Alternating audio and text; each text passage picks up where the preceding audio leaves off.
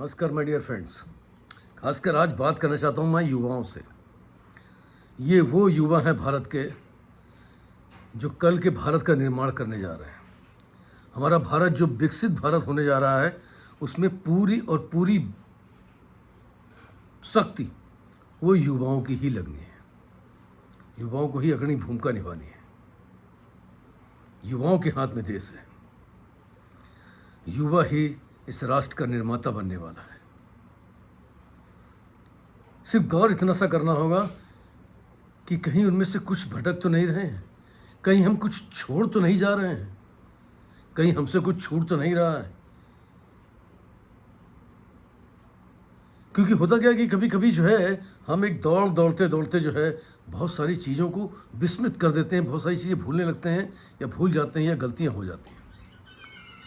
और वो गलतियां कहीं ना कहीं राष्ट्र के निर्माण में एक रोड़ा बन जाती हैं। आज चारों तरफ जो बात हो रही है जैन जी की हो रही है। जैन जी जिस समय अपने हाथों में अपने कंधों पर राष्ट्र का भार उठाता है तो सबसे पहली जिम्मेदारी उसकी होती है कि हमारे इतिहास से वो कुछ जाने, हमारे इतिहास को समझे और हमारे इतिहास में किस तरीके युवाओं ने वीरता के साथ अपने आप को बलिदान किया, आहूत किया है और इस राष्ट्र के निर्माण के लिए अपना योगदान दिया है, उस पर चिंतन करना बहुत जरूरी है। क्योंकि एक अलग टाइप का कल्चर हमारे ऊपर थोपा जा रहा है, अलग टाइप का कल्चर हमारे अंदर भरा जा रहा है और ऐसा कल्चर भरा जा रहा है जो हमको अपने ही संस्कारों से स्वतंत्रता की बात का एहसास कराता है। जो हमारी मूल संस्कृति थी, जो हमारा विषय था, जिसकी वजह से भारत विश्व गुरु अपने आप को अघोषित रूप से कह सकता था,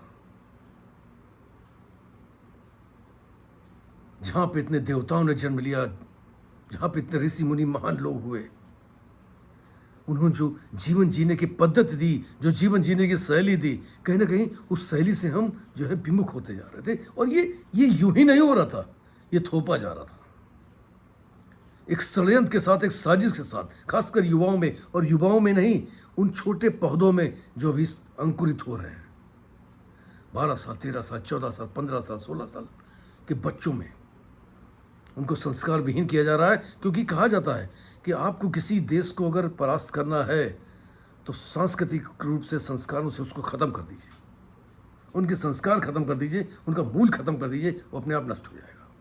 और आज उसी मूल पर प्रहार हो रहा है, संस्कृति, आपकी संस्कृति पर प्रहार हो रहा है। युवाओं को सबसे ज़्यादा चिंतन इस विषय पे करना है, क्योंकि तुम्हारे ही हाथों में ये जैन जी जो बोला जाता है, ये जैन जी के हाथों में ये कल का भारत है। एक साजिश है स्वतंत्रता के नाम पर जो ढपली जाके होते हैं ना, हमको चाहिए आज़ादी, हमको चाहिए आज़ादी। ये किसी और से नहीं, भारत से, भारत के संस्कारों की आज़ादी मांग रहे हैं। भारत को भारत के संस्कारों से आज़ादी दिला रहे हैं, जो उनका मूल था, जो उनका गर्व हुआ करता था। आप इतिहासों में पढ़ गए। और उसके लिए बहुत आसान तरीका था कि आपको नशे की ओर ढकेल दें, आपको नशे की आदत दिला दें। जब नशे की आपकी आदत पड़ जाएगी तो निश्चित तौर पर आप वही सोचेंगे, वही कहेंगे जैसा वो चाहते हैं, जैसा वो दिखाते हैं, और वही होना शुरू हो रहा है। इस तरीके से एक आवरण पूरा बनाया जा रहा है, एक वातावरण बनाया जा रहा है। इस वातावरण पे हमको गौर करना होगा। आइए जेन जी जो है अपने हाथों में कमान संभाले कि आने वाले भारत को हम नशा मुक्त करेंगे। हमारा आने वाला कल का जो भारत होगा, हमारे कल का जो युवा होगा, वो नशा मुक्त होगा, नशे से दूर होगा। ना खुद नशा करेंगे, ना ही युवाओं को इस ओर जाने देंगे। जैन जी का अपना आह्वान होना चाहिए। राष्ट्र निर्माण के लिए इस तरीके के आह्वान होने चाहिए, क्योंकि नशा जो है कहीं ना कहीं जड़ों को खोखला कर रहा है, नई पौधों को खोखला कर रहा है, आपके समाज नहीं, आपके देश को खोखला कर रहा है। और ये बहुत बड़ी साजिश है। नशा, उसके बाद उसके ऊपर सांस्कृतिक प्रहार, संस्कारों से विमुखता,